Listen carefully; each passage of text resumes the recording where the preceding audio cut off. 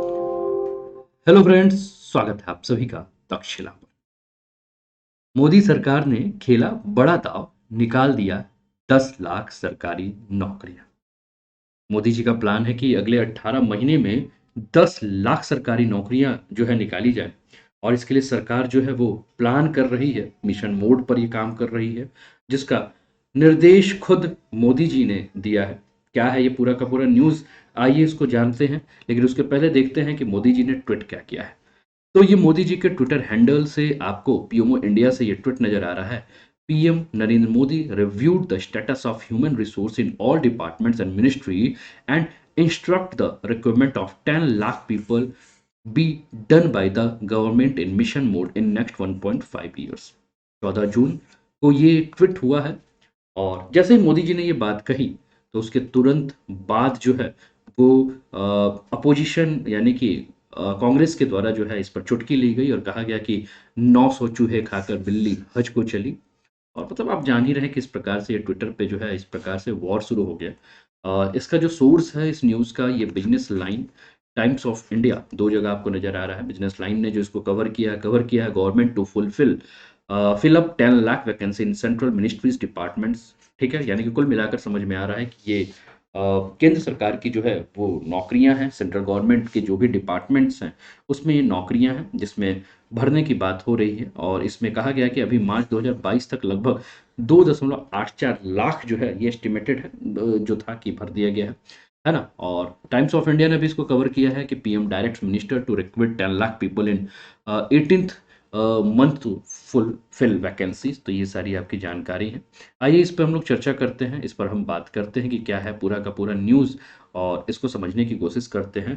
क्या इसके पीछे और भी कारण है, वैश्विक स्तर पर रोजगार को लेकर क्या समस्याएं हैं, क्यों केंद्र सरकार को आगे आना पड़ रहा है, क्या 2024 का चुनाव इसके लिए मुख्य उद्देश्य है। इन सारी चीज़ों पे हम एक सरसरी निगाह डालेंगे। तो लास्ट तक इस वीडियो को जरूर देखिएगा। चैनल को सब्सक्राइब करके बेल आइकन दबा दीजिएगा और वीडियो को लाइक कर दीजिएगा, अपने मित्रों के साथ भी जरूर शेयर कीजिएगा। तो दोस्तों, जैसा मैंने कहा कि मोदी सरकार ने आने वाले वक्त में नौकरियां देने पर मिशन मोड में फोकस किया है और इसको खुद निर्देश दिया है कि आने वाले 1.5 साल में लगभग 10 लाख भर्तियां जो हैं दी जाएंगी और ये सारी की सारी नौकरियां जो हैं वो केंद्र सरकार के विभिन्न विभागों और मंत्रालयों में जो है ये दी जाएगी। पीएम नरेंद्र मोदी ने सभी विभागों और मंत्रालयों में मानव संसाधन की स्थिति पर जायजा लिया है और उसके बाद निर्देश दिया है कि आने वाले 1.5 साल में जो है इस वैकेंसी को भरा जाए। ठीक है ना। अब आप जान ही रहे हैं दोस्तों कि रोजगार एक बहुत बड़ा मुद्दा है जिसको लेकर सरकार को काफी बार घेरा गया है। आपने देखा विपक्ष या अपने ही पक्ष के कुछ सांसद जो हैं वो सरकार को बार बार घेर रहे हैं रोजगार को लेकर। तो रोजगार के मुद्दे पर मोदी सरकार को विपक्ष जो है वो बार बार घेर रहा था और सरकारी नौकरी के जो वादे हैं उस वादे को कितना सरकार पूरा कर रही है इस पर कई बार बातें भी हुई हैं। और आप जान ही रहे हो कि अभी कुछ दिन पहले बिहार विधानसभा चुनाव में भी आरजेडी नेता तेजस्वी ने भी सरकारी नौकरियों के वादे पर एनडीए के खिलाफ जो है वो चुनाव प्रचार किया था और नौकरी देने के वादे के साथ अच्छे नतीजे पाए थे। अब पीएम मोदी ने नया वादा किया है तो इस पर भी काफी सारे सवाल जो है वो उठने भी लगे हैं। जैसा कि मैंने आपसे कहा कि विपक्ष जो है इसके ऊपर जो है वो कह भी रहा है कि इसे कहते हैं 900, है ना। आपकी स्क्रीन पर ये देखिए, आपको दिख रहा है ना। इसे कहते हैं 900 चूहे खाकर बिल्ली हज को चली। बीते 50 साल के हिसाब से बेरोजगारी दर सबसे ज्यादा बढ़ गई है। रुपया 75 साल की अपनी सबसे कम कीमत पर है। ऐसा विपक्ष ने जो है अपने ट्विटर के माध्यम से जो है इसके बारे में प्रेस कॉन्फ्रेंस करके इसके बारे में जो है वो पूरी की पूरी बात कही है। तो आइए देखते हैं इसके अलावा और भी हम बात करें दोस्तों, इसको और समझने का कोशिश करें। तो आप देख रहे होंगे कि ये एक आर्टिकल आपको देखने को मिल रहा है 13 जून 2022 का, द इकोनॉमिक टाइम्स का ये आर्टिकल है और इसमें लिखा गया है India's robust economy is not crunching out jobs.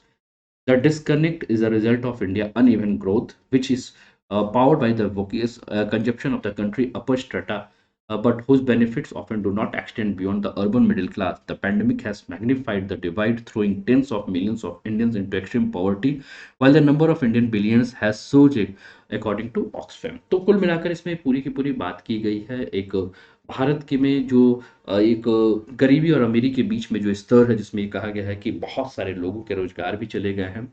और आप देख भी रहे होंगे दोस्तों कि जैसे कि आप एडुटेक कंपनियों को भी देख रहे होंगे, जिसमें आप बार-बार समाचारों में भी पढ़ते हैं, अलग-अलग जो ऑनलाइन आपको एजुकेशन फ़ील्ड है या और भी जो प्राइवेट सेक्टर्स हैं या जो स्टार्टअप्स कंपनियाँ हैं, इसमें भी आप देख रहे हैं कि स्थिति काफ़ी धराशायी है।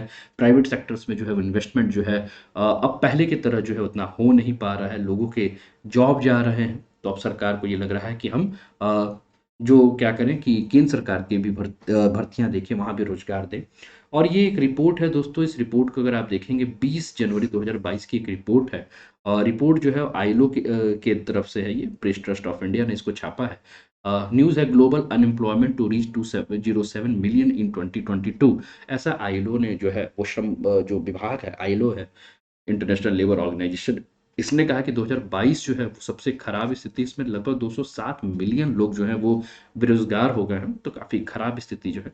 इसके अलावा आप देखिए कि ये इंटरनेशनल लेबर ऑर्गेनाइजेशन का जो है वो आपको देखने को मिल रहा है, ये भी आप देख रहे हैं, इसमें लिखा है कि world employment and social outlook trends 2022 का जो अगर हम देखें, तो इसमें आप देख रहे होंगे किस प्रकार से अनएम्प्लॉयमेंट रेट आपको अगस्त 2021, सितंबर 2021, अक्टूबर 2021, नवंबर, दिसंबर, जनवरी, फरवरी आप देख रहे होंगे सारी की सारी कंडीशंस। तो आप देख रहे हैं कि अर्बन एरिया में आपको किस प्रकार से अनएम्प्लॉयमेंट बढ़ता हुआ नज़र आ रहा है, फिर रूरल एरिया में भी आप देख रहे हैं कि किस प्रकार से अनएम्प्लॉयमेंट रेट जो है वो आपको देखने को मिल रहा है। इसके अलावा अगर हम बात करें तो अनएम्प्लॉयमेंट रेट आपको ये ग्राफ दिख रहा है इंडिया का, जिसमें आप 12 जून 2022 को अगर हम देखें तो इंडिया में जो अनएम्प्लॉयमेंट है वो 7.98 है ना? ये आपको देखने को मिल रहा है। अर्बन में जो है 7.60 है और रूरल में 8.16 है। वही अगर हम 27 मार्च 2022 को देखें तो ये आप 8.24 है, 7.56 है और टोटल की बात करें तो 8.51। ठीक है? तो ये आपको अनएम्प्लॉयमेंट रेट जो है वो आपको देखने को मिल रहा है। ओवरऑल आंकड़ों के बारे में अगर हम बात करें तो 13 जून को ये जो आंकड़ा आया है जिसको कि सीएमआईई जो है इस आंकड़े को जो है वो जारी कर रही है।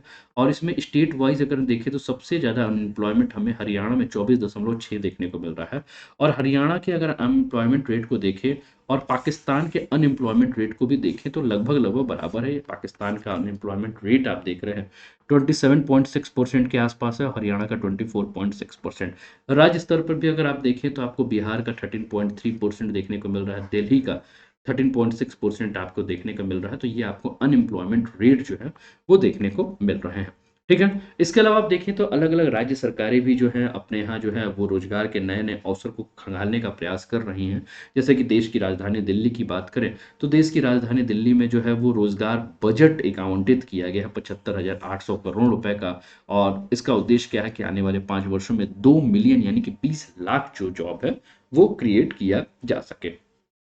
अब प्रश्न ये उठता है कि ये जॉब कहाँ क्रिएट करेंगे? जो आपका सेंट्रल गवर्नमेंट है, मोदी जी जो बात कर रहे हैं कि हम सेंट्रल डिपार्टमेंट, तो दोस्तों अगर सेंट्रल एजेंसी की बात करें तो आप जानते हैं कि यूपीएससी और एसएससी ये 2 आपकी जो है एजेंसियाँ हैं या 2 हम कहें तो आयोग है, कमीशन है जो कि सेंट्रल गवर्नमेंट की वैकेंसी को रिलीज़ करती है।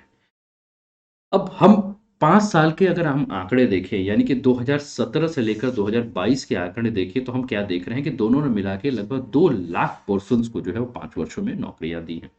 ठीक है? इस 2 लाख में अगर हम बात करें तो एसएससी ने जो है वो 1,85,734 और यूपीएससी ने 27,764 लोगों को जो है वो रिक्रूट किया है ना? ये आपके जो एडवर्टाइज़मेंट दिया था, माफ़ कीजिएगा, 1,85,734 जिसमें 1,74,744 को रिक्रूटमेंट किया है एसएससी ने और यूपीएससी ने 27,764 वैकेंसी दी थी जिसमें 24,836 जो है वो रिक्रूटमेंट किया है, तो कुल मिलाकर 2 लाख के आस-पास जो है वो रिक्रूटमेंट किया है। अब इसी में सरकार जो है वो क्या बात कर रही है कि यूपीएससी और आपके एसएससी के थ्रू जो है वो 10 लाख लोगों को जो है वो रोजगार देने के बारे में चर्चा जो है वो सेंट्रल गवर्नमेंट यानी कि मोदी जी कर रहे हैं।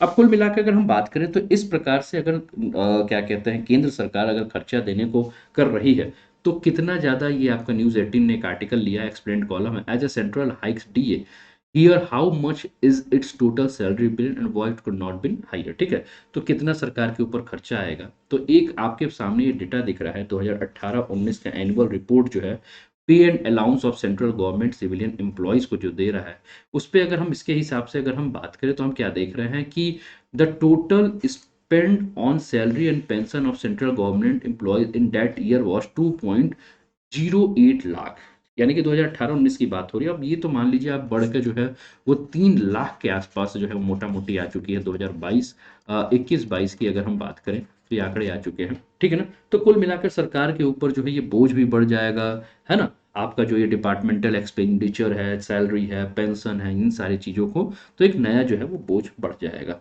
अब इसको लेकर कुछ दिन पहले आपने देखा होगा कि अनएम्प्लॉयमेंट को लेकर जो है जो रिजर्व बैंक ऑफ इंडिया के पूर्व गवर्नर रघुराम राजन जी ने भी जो है वो चिंता व्यक्त की थी और कहा था कि इस समय भारत जो है, यानी कि जो मिडिल क्लास की अगर हम बात करें तो मिडिल क्लास जिस प्रकार से रोजगार को लेकर परेशान है, जिस प्रकार की स्थिति खराब हो रही है, ठीक है, ये कहीं ना कहीं बहुत ही चिंता की विषय है।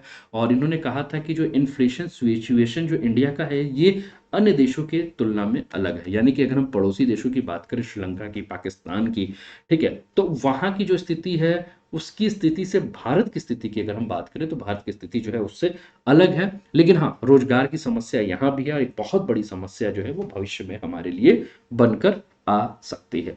तो ये पूरा का पूरा आर्टिकल रहा दोस्तों, उम्मीद करता हूँ कि आप लोगों को पसंद आया होगा। तो पसंद आया होगा तो जरूर अपना कमेंट कीजिए, बेल आइकन दबा दीजिए और सब्सक्राइब कर लीजिए कि यहाँ आने वाले हर क्लासेस का नोटिफिकेशन आपको टाइम पर मिले। पीडीएफ को डाउनलोड करने के लिए दोस्तों आप अपने प्ले स्टोर पे जो है वो तक्षशिला को सर्च कीजिए, तक्षशिला को सर्च करके आप जो है उसको डाउनलोड कर सकते हैं, है ना। तक्षशिला पर जो आपको लोगो आएगा, आपकी स्क्रीन पर ये लोगो नजर आ रहा है, ये ऐप पे स्क्रीन लोगो नजर आएगा, तो इसके माध्यम से जो है वो आप ऐप डाउनलोड कर सकते हैं। तो कैसा लगा सेशन जरूर बताइए और मिलते हैं फिर अगले सेशन में कुछ अलग न्यूज के साथ। जय हिंद, जय